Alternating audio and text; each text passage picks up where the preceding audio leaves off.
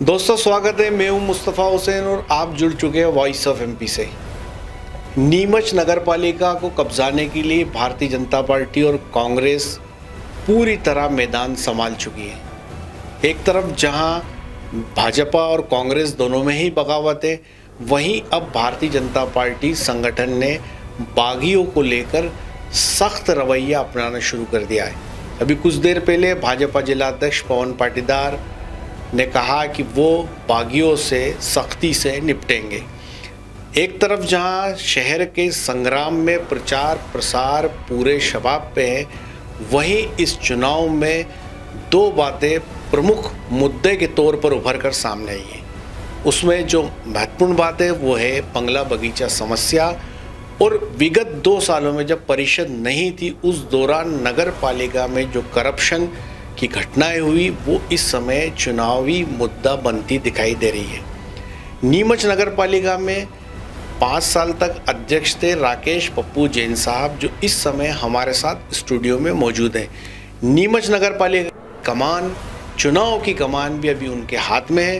तो ये जो तमाम मुद्दे हैं आज उनसे सिलसिलेवार बात करेंगे, और ख़ास तौर पे बंगला बगीचा को लेकर, क्योंकि 2017 में जब ये कानून बना था तब राकेश जैन साहब नगर पालिका के चेयरमैन थे, और उन्हीं के प्रयासों से उनकी मौजूदगी में ये प्रस्ताव तैयार हुआ था, और ये प्रस्ताव भोपाल भेजा गया था ग्रुप ऑफ मिनिस्टर्स में, और उसके बाद ये कानून अस्तित्व में आया, जिसमें आज संशोधन की आवश्यकता दिखाई दे रही है, जिसको लेकर बंगला बगीचा संघर्ष समिति भी आंदोलन करती हुई नज़र आ रही है। जैन साहब, आपका बहुत बहुत स्वागत है। जैसा कि मैंने कहा कि 2017 में आप चेयरमैन थे नगर पालिका के, तब बंगला बगीचे का ये कानून बना। 40 साल पुरानी जो समस्या थी उस पर आपने इनिशिएटिव लिया, लेकिन ये हल अधूरा रहा, क्योंकि उसकी ख़ास बात ये थी कि जो प्रस्ताव आपने यहाँ से पारित करके भोपाल में भेजा था,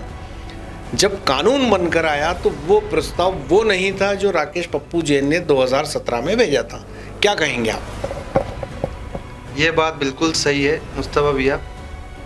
और जब मैं नगर पालिका अध्यक्ष का दायित्व लिया, नीमच की जनता ने मुझे आशीर्वाद दिया, भरपूर स्नेह प्रेम दिया, तब हमारे मुख्यमंत्री जी नीमच आए थे और उन्होंने नीमच की जनता से वादा किया था कि हम बंगले बगीचे की समस्या का समाधान करेंगे।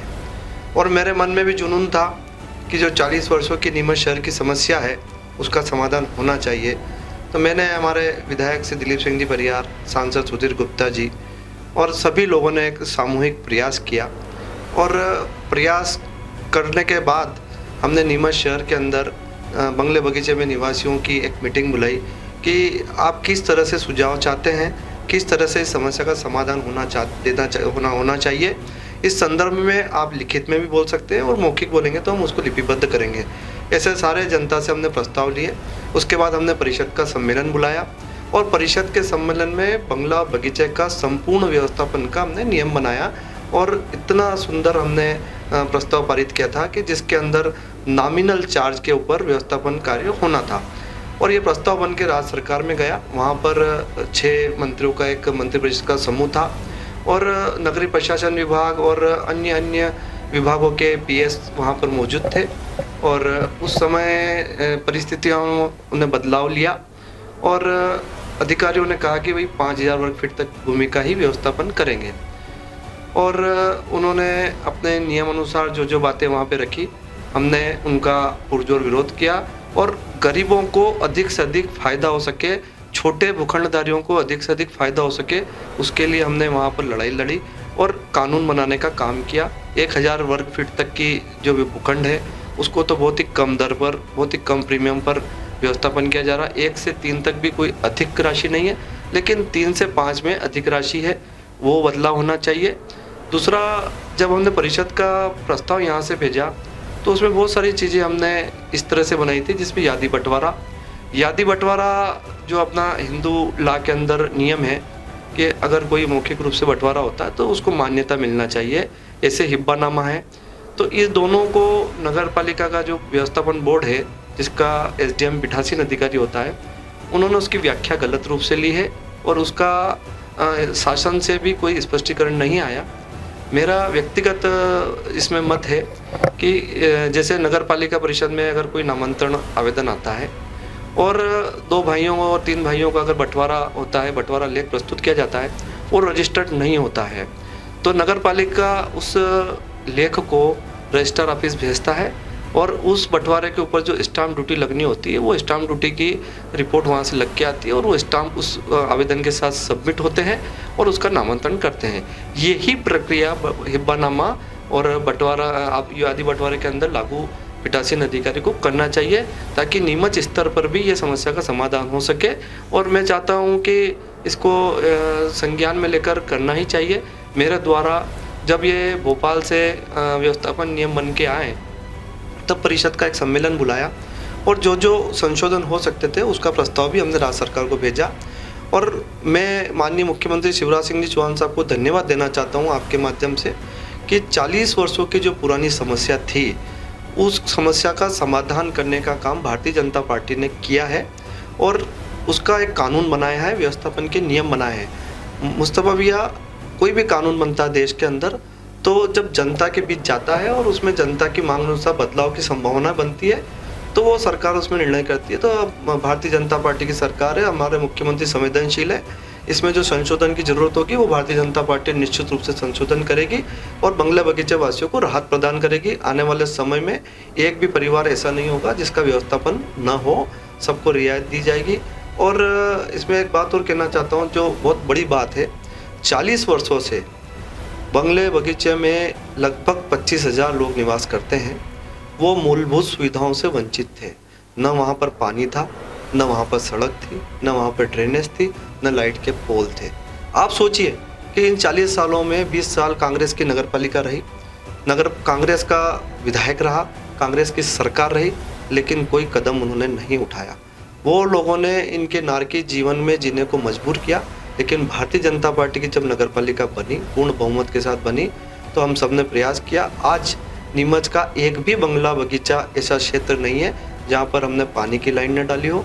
सभी 2 सड़कों का जाल बिछाने का काम किया, स्ट्रीट लाइट लगाने का काम किया, ड्रेनेज सिस्टम लागू किया है और सारी मूलभूत सुविधाएं आज बंगले और बगीचे वासियों को मिल रही है। देखिए राकेश जी, आपने बड़ी सटीक बात कही, सही बात कही और ये डेफिनेटली बिल्कुल सही बात है कि 40 साल से जो समस्या हल नहीं हो रही थी उसको भारतीय जनता पार्टी की सरकार ने हल किया। और आपने ये बात भी बिल्कुल करेक्ट कही, जब ये कानून 2017 में पास होकर आया था तब वॉइस ऑफ एमपी ने सबसे पहले ये इशू राइज किया था और ये कहा था कि ये शिवराज जी की सरकार ने हल निकाला है, लेकिन नगर पालिका के कतिपय अधिकारियों और कर्मचारियों ने इसका जो इंटरप्रिटेशन है वो गलत किया है और ये इंटरप्रिटेशन का सुधार यहीं से हो सकता है।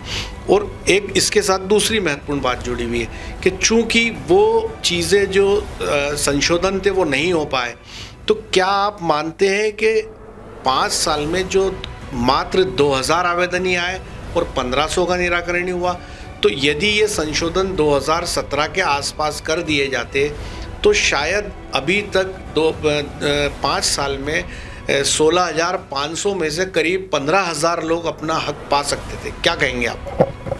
मुस्तफा भैया, मैं आपको बताना चाहता हूँ कि जो बात मैंने अभी कही है कि जिस जाति बंटवारा और हिब्बानामा के संबंध में, तो मेरे द्वारा और माननीय विधायक जी के द्वारा माननीय जिलाधीश महोदय से हमने बात करी और उनके मन में कुछ संशय थे, तो उन्होंने राज्य सरकार से इसके संबंध में परामर्श मांगी कि राज्य सरकार इसमें हम इस तरह का प्रस्ताव है तो आप परामर्श दें, लेकिन राज्य सरकार से इस संबंध में कोई दिशा निर्देश प्राप्त नहीं हुए।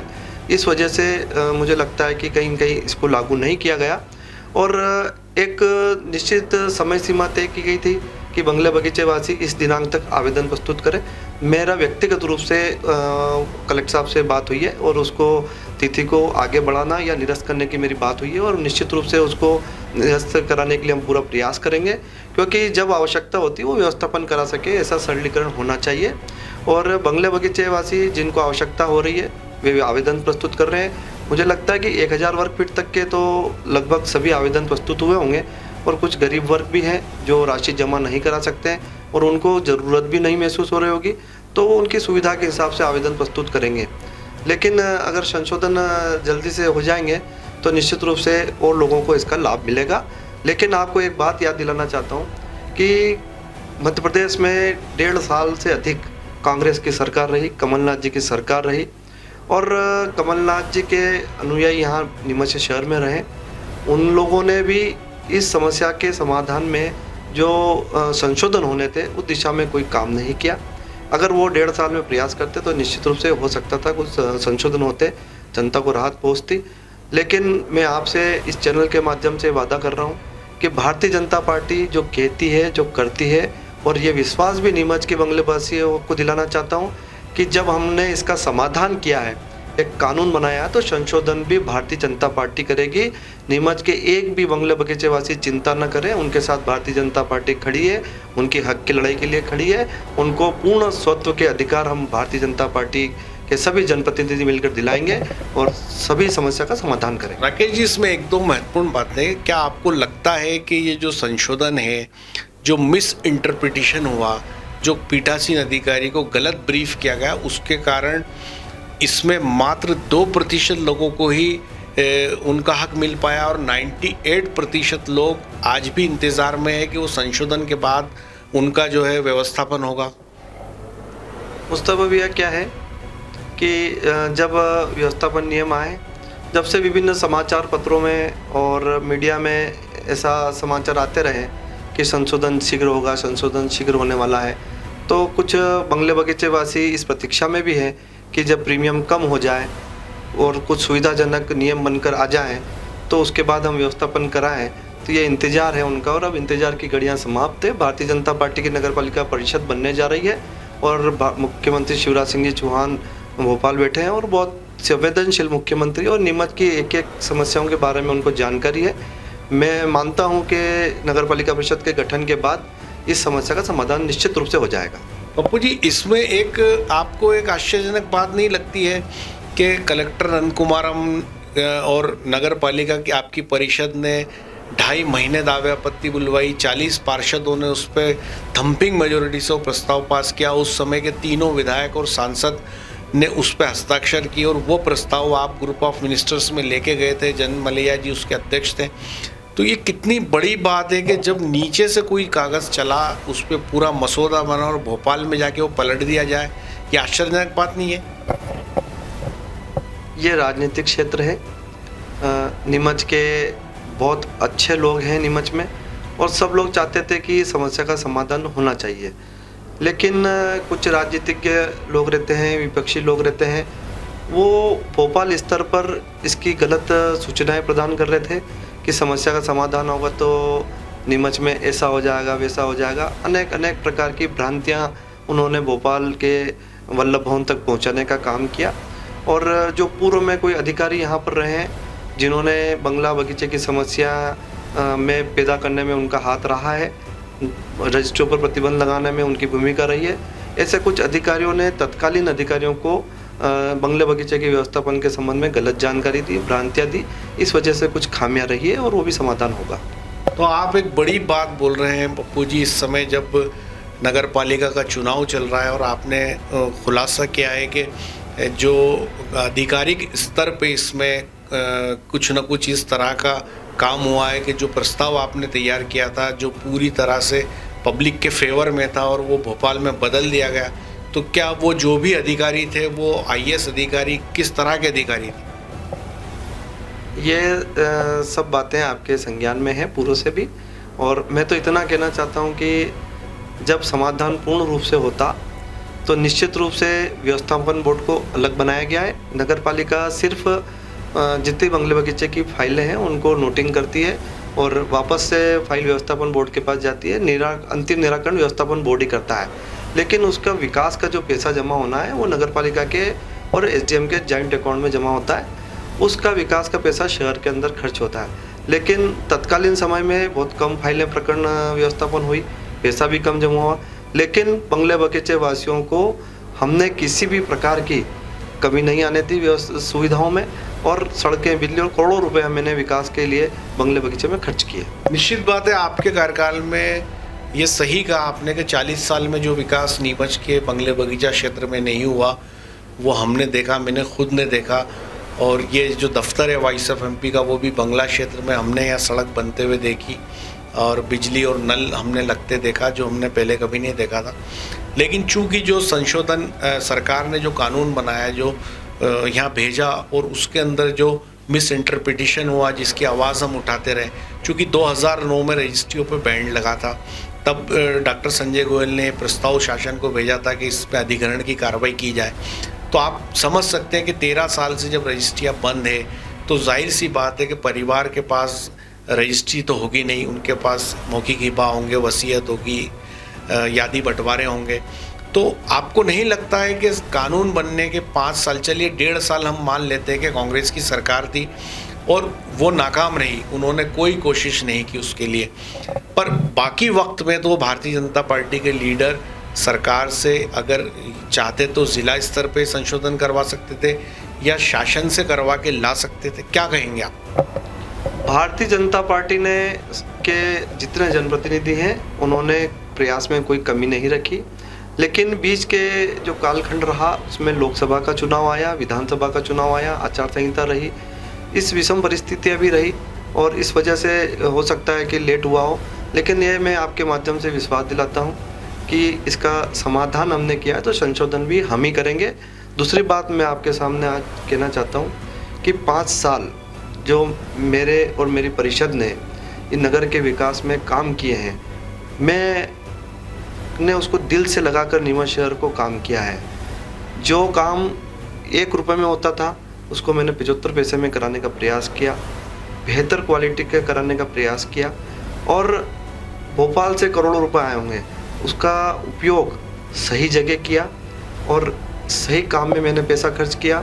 नीमच शहर के अंदर जो प्रमुख रूप से जो काम किया, एक बहुत बड़ा काम हमने अंडरब्रिज का किया जो बगाने का है, जो पहला उदाहरण है मध्य प्रदेश का कि कोई भी निकाय अपनी राशि से अंडरब्रिज बनाया। हमने 2.5 करोड़ रुपए लगाए और उसके बाद वहाँ के पानी की निकासी के भी मैंने टेंडर और वर्क ऑर्डर मेरे हाथ के किए हुए हैं। शायद काम में कोरोना के कारण विलम्ब हुआ है और अंडरब्रिज बनवाने में माननीय सुधीर गुप्ता जी का मुझे योगदान मिला, उन्हीं की वजह से मुझे अंडरब्रिज की स्वीकृति बम्बई से हुई है।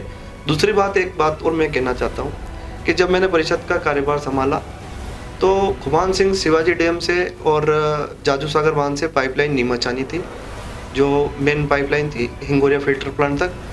तो जाजू सागर से जो पाइपलाइन आई थी वो दलावदार तक पहुंची और काम बंद हो गया। तब मेरे द्वारा अधिकारियों से पूछा कि काम बंद क्यों हुआ, तो मालूम पड़ी कि जो रेलवे क्रॉसिंग है वो होना है और रेलवे क्रॉसिंग करने के लिए अनुमति रेलवे से नहीं मिली।